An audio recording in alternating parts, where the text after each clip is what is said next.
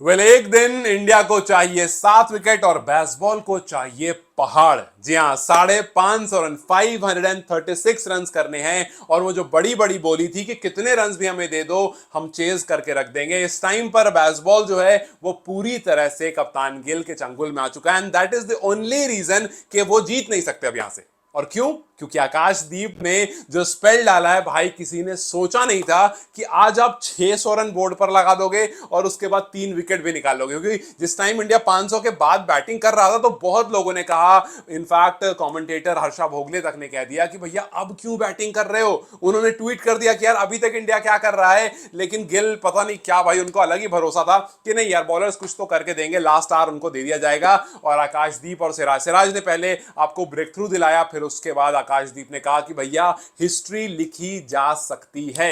इस टाइम पर बेसबॉल गलती से भी जीतने का नहीं सोचेगा। हाँ ठीक है, 350 रन थे पिछली दफे, आपने कर लिया, आप जीत गए, लेकिन 550 नहीं होंगे भाई। ब्रूक साहब, जो आपने कहा था कि कितना भी टोटल क्यों ना रख दे इंडिया हमारे सामने, हम उसको जीतने की ही कोशिश करेंगे। बिकॉज सबको पता है कि हम ड्रॉ के लिए नहीं जाते। अब आपको जाना पड़ेगा ड्रॉ के लिए, क्योंकि अगर अब आप ड्रॉ के लिए नहीं जाएंगे तो आप हार जाएंगे। बिकॉज आपके सामने कुछ जेन्युइन फास्ट बॉलिंग स्पेल डाला जा रहा है। आप देखो जिस तरह से आकाशदीप ने 8 ओवर में 36 रन देकर के 1 मिडन और 2 विकेट लिया। भाई this is crazy, one of the craziest spell जो आप लोगों ने लास्ट आवर्स में देखा होगा। और खास करके जब आपके नंबर 1 बैटर, दुनिया के नंबर 1 टेस्ट बैटर जो रूट को क्लीन बोल्ड किया, उसने सिग्नल भी दे दिया कि भैया मैं यहीं रुकने वाला हूं।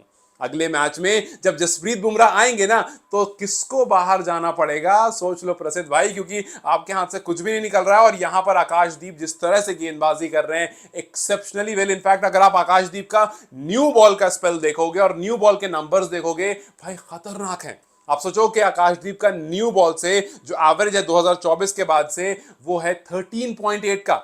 भाई 13.8 का बॉलिंग एवरेज आपको पता है कितना ज्यादा अच्छा होता है। सोचो कि जब से 2024 से अब तक में सिर्फ 2 गेंदबाज, आप नाम सुन के समझ जाओगे कितना बड़ा नंबर है, सिर्फ 2 गेंदबाज हैं जिनका आकाशदीप से ज्यादा अच्छा बॉलिंग एवरेज है न्यू बॉल से। एक है जॉश हेजलवुड जिनका 13 का है, और दूसरे हैं कगिसो रबाडा जिनका 12.3 का है।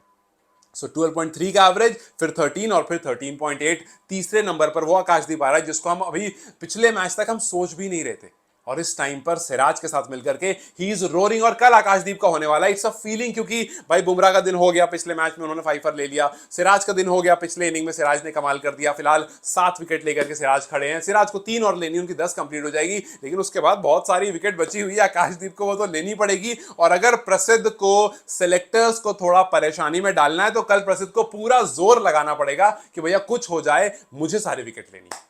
और 3 बॉलर्स कंपटीशन में आएंगे और बेसबॉल परेशान हो जाएंगे। लेकिन यार इन सबको अगर आप थोड़ी देर के लिए पॉज करो लास्ट के 1 डेढ़ घंटे को, तो आपके दिमाग में आएंगे शुभमन गिल। यार क्या बल्लेबाज है यार, मतलब जिम्मेदारी आने के बाद कोई ऐसा खेलता है। आप सोचो पहली बार ऐसा हुआ है कि इंडिया ने 1000 रन टेस्ट मैच बना दिया है।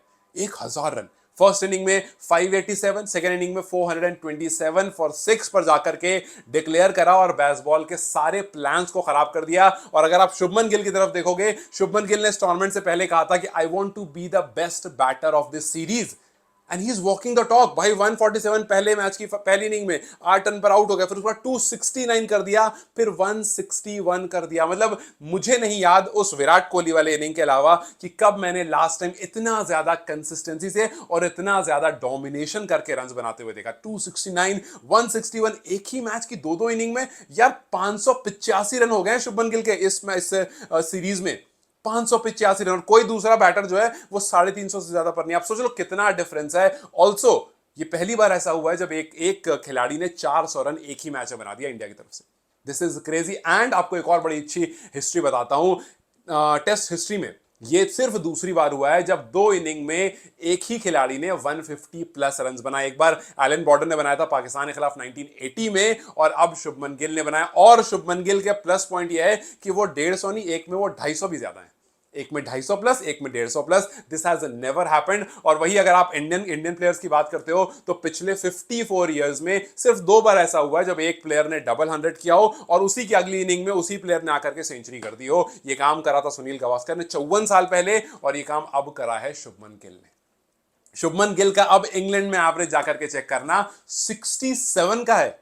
अब तक लोग मतलब काफी लोग कह रहे थे भाई कप्तान बनने से पहले कि सेना में क्या किया, सेना में क्या किया, जरा जाकर के नंबर्स दिखाओ मुझे, सेना में एवरेज दिखाओ। उस टाइम पर बहुत कम था, लेकिन 2 मैच लगे इसको आसमान, सॉरी जमीन से आसमान पर ले जाने में। ओवरऑल एवरेज उनका 42 का हो गया, जो कि 30 से नीचे कहीं आसपास का था। एंड दिस इज मोस्ट 100, अगर आप चेक करोगे अवे सीरीज में तो most 100 by any batter in away series में 2 ही प्लेयर का नाम है। एक है विराट कोहली जिन्होंने 3 लगाया था ऑस्ट्रेलिया में 2014 में, और अब शुभमन गिल जिन्होंने 3 ऑलरेडी लगा दिया है। सिर्फ 2 टेस्ट मैच अभी हुए हैं इंग्लैंड के खिलाफ 2025 में, अभी 3 मैचेस और बच रहे हैं, मतलब 6 इनिंग और बच रही है। यहां पर भी वो इस रिकॉर्ड को तोड़ सकते हैं।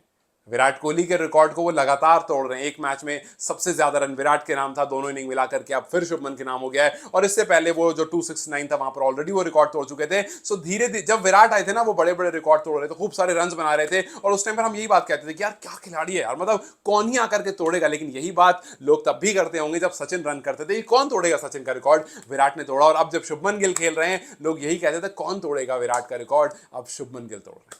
भाई एडबेस्टन को याद रहेगा ये नॉक, ये कप्तान शुभमन गिल का जो नॉक है ना, ये once in a lifetime है, और ये बंदा अभी सिर्फ 25 साल का है। सो यस, दोनों इनिंग का ये नॉक याद रहने वाला है। और कल बैज किस तरह से आएगा, सिर्फ एक ही उनके पास उपाय है कि भैया ड्रॉ करने के लिए आइए, अगर जीतने के लिए आइएगा तो मुश्किल हो जाएगी। और साथ में जिस तरह से इंडिया का बॉलिंग अटैक इस टाइम पर एकदम धारदार हो रहा है भाई, जबरदस्त। अच्छा, साथ साथ में आपको रविंद्र जडेजा की भी तारीफ करनी पड़ेगी, हालांकि दूसरी इनिंग में थोड़ा सा स्लो हो गए। बहुत लोग कह रहे थे कि उधर बैसबॉल इंतजार कर रहा है, इधर पॉज बॉल चल रहा है, धीरे धीरे मैच आगे लेकर के चल रहे हैं। थोड़ा तेज हो सकता था वहां पर, बट ठीक है, नंबर 1 ऑलराउंडर, दोनों मैच में हाफ सेंचुरी, टीम को लेकर के आगे बढ़ा। Now we have to wait कि कल क्या हमारे सामने आता है। Let's see what unfolds tomorrow.